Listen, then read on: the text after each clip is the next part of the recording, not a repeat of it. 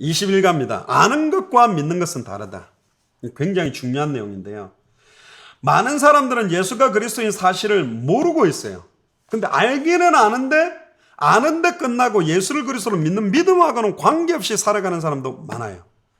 그래서 또한 예수가 그리스도라는 사실을 안다고 해도 아는 게 100% 믿는다고 말할 수도 없어요.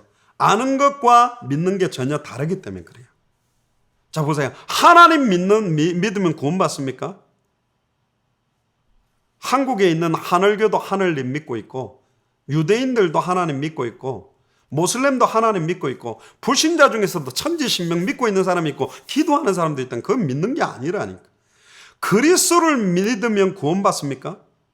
내가 그리스도라고 말하는 사람들이 어마어마하게 한국에만 30여 명이 있고, 말세 때는 적그리스도가 나온다고 돼 있고, 그리스도가 여기 있다 저기 있다 그래도 따라가지 말라고 돼 있는데, 모슬렘도 그리스도를 믿는다니까요. 뭐로 믿냐? 선지자로 믿어요. 유대인도 그리스도를 알고 믿는다니까. 그냥 선지자 유대인으로 믿는다니까. 예수 믿으면 구원받습니까? 축구 선수 이름 중에도 예수라는 사람이 있는데 2000년 전 십자가와 부활로 성경대로 죽었다가 성경대로 부활하신 예수를 그리스도로 믿어야 돼. 나사렛 예수를 그리스도로 믿어야만 구원받아요. 예수님 당시에 그리스도를 믿고 있던 사람 많았다니까. 예수님을 따라오면서 다윗의 자손이라고 부르짖었던 사람들 많고, 그 선지자라고 부르짖으면서 장차 오실 참 선지자 그리스도를 지칭하는 표현을 쓰기도 했고, 나사로를 살리는 이적, 기적, 표적을 통해서 많은 유대인이 예수님을 믿는 것처럼 말했고, 대제사장 바리새인도 부인할 수 없는 표적이다, 예수가 그리스도구나, 이렇게 알고 믿었다니까. 또 많은 유대인 그 큰 무리들이 온 세상이 예수님을 따라갈 것이다, 자기들의 위치 포지션을 뺏기고 다 예수님 따라가면 어떠지? 저 그리스도 이름을 말하지 못하게 하고 표적을 없애려고 나사로와 예수님까지 죽이려고 달려들었다는 거예요. 심지어 관리 중에서도 예수를 믿었던 사람이 많았다 했는데 예수를 그리스도로 믿은 게 아니에요. 그냥 입으로만 그리스도의 명칭과 관계되어 있는, 연결되어 있는 대화들을 했죠. 그럼 정말로 예수를 그리스도로 믿었다, 이게 어떤 거냐? 결국 그 수많은 무리들은 십자가 질 때 다 버리고 떠나갔어요. 예수님 제자까지도. 심지어 요한복음 12장 42절에 보면 예수를 그리스도로 믿으면 출교당할 것이 딱 결정이 돼 있었기 때문에 두려워서 드러나게 믿지 않는 사람도 많았어요. 근데 그게 진짜 믿는 겁니까? 사람의 영광을 하나님의 영광보다 그들은 더 사랑했고, 예수가 그리스도라는 사실을 알기는 알았는데 그 영광을 그들의 부끄러움에 있고 땅의 일을 생각하다 보니까 땅의 일 쪽으로 모든 선택, 판단하고 살아갔어요. 알았지만 육신의 일을 생각하고 육신을 따라 행하는 자들인데 그들은 예수를 그리스도로 알았지 예수를 그리스도로 믿은 자들은 아닌 거예요. 결국 그들은 십자가의 원수로 살았고 하나님과 원수되게 살았습니다. 예수님을 따랐던 모든 제자, 심지어 베드로까지도 예수님을 모른다고 3번이나 부인하고 저주하고 다 도망가 버렸어요. 참 안타깝죠. 한 명도 예외 없이 다 버리고 도망갔어요. 그럼 정말로 예수를 그리스도로 믿었던 사람의 삶은 완전히 달랐습니다. 약속하신 성령이 그들 속에 임하니까 함께 있을 때는 곧바로 사탄아 물러가라, 베드로도 고백 이후에 땅의 일을 생각한다고 욕먹었지만 오순절 마가다락방에 성령이 영원히 내주하고 난 다음에는 완전히 그들의 삶이 바뀌었어요. 이때부터는 부인할 수 없는 삶을 살았습니다. 그들은 예수의 이름으로 다시는 가르치 말다라는 죽음의 위협을 당했지만 여전히 증인의 삶을,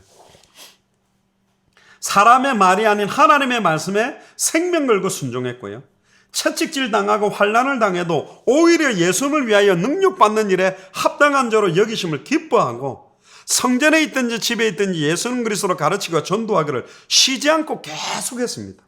특히 스데반은 예수의 이름을 인하여 순교당할 때도 자신을 돌로 치는 자를 위해서 용서하고 그들을 위해 기도했고 얼굴이 천사처럼 환했고, 바울은 복음을 증거하는 일을 마치려 하면 내 생명을 조금도 귀한 것으로 여기지 않는다. 심지어 그리스도의 남은 고난을 내 육체에 채우기를 원한다. 그리고 그리스도의 고난에 더 참여하기를 원한다고 그랬어요. 의를 위하여 고난받는 것을 두려워하거나 근심 안 했고 오히려 고난받는 게 더 큰 영광이라고 기뻐했다니까. 성경을 한번 찾아봅시다. 골로새서 1장 24절에서 29절.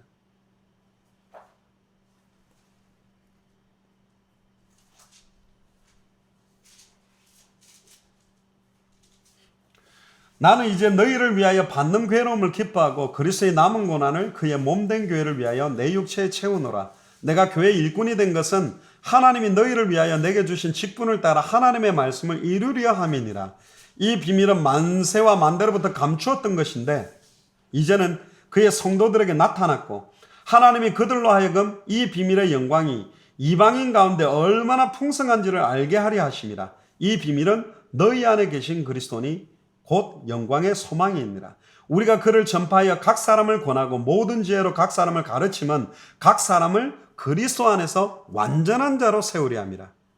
각 사람을 권하고 모든 지혜로 각 사람을 가르치는 게 말씀 운동이잖아요. 이게 그리스도 안에서 완전한 자로 세우게 하는 사실은 최고의 비밀입니다. 이를 위하여 나도 내 속에서 능력으로 역사하시는 이의 역사를 따라 힘을 다하여 수고한다. 이렇게 살았던 사람이 예수를 그리스도로 믿는 사람의 삶의 모습이죠. 어떻게 이런 삶이 가능했을까요? 예수를 그리스도로 믿는 순간 성령이 그들 속에서 친히 영원히 항상 함께하면서 가르치시고 깨닫게 하고 생각나게 하고 응답이 올 때도 응답이 안 올 때도 상황이 좋아질 때도 나빠질 때도 계속적으로 어떠한 상황에서도 세상에 줄 수 없는 평안과 기쁨을 계속 주는 역할을 하신 겁니다. 그래서 정말로 하나님이 나와 함께하는 게 맞다면 나는 이제 더 이상 필요한 게 없잖아요. 부족한 게 없잖아요. 성령이 이제 우리 안에 계시면서 우리에게 계속 그 평안과 기쁨을 보호하시고 지혜를 주시고 가르치게 했기 때문에 그들은 결국 승리했다.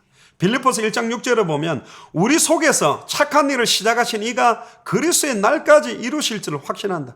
우리 속에서 착한 일을 시작하신 이가 그리스도의 영입니다.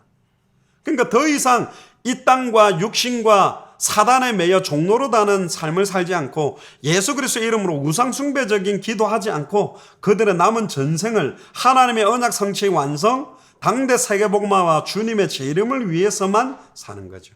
정말로 예수를 그리스도로 믿는지 안 믿는지는 그들의 삶과 행위를 보면 알 수 있어요. 못된 열매를 맺는 좋은 나무는 없고 좋은 열매를 맺는 못된 나무는 없다. 진짜 내가 정말로 예수를 그리스도를 믿는다면 내가 어떤 열매가 맺어지는지를 확인을 해야 돼요.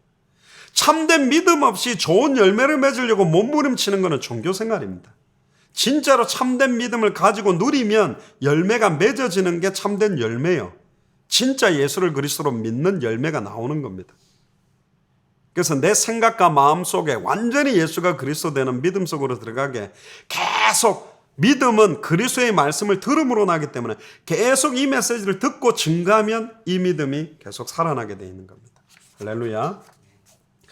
5분 정도 휴식했다가 나머지 과를 진행하겠습니다.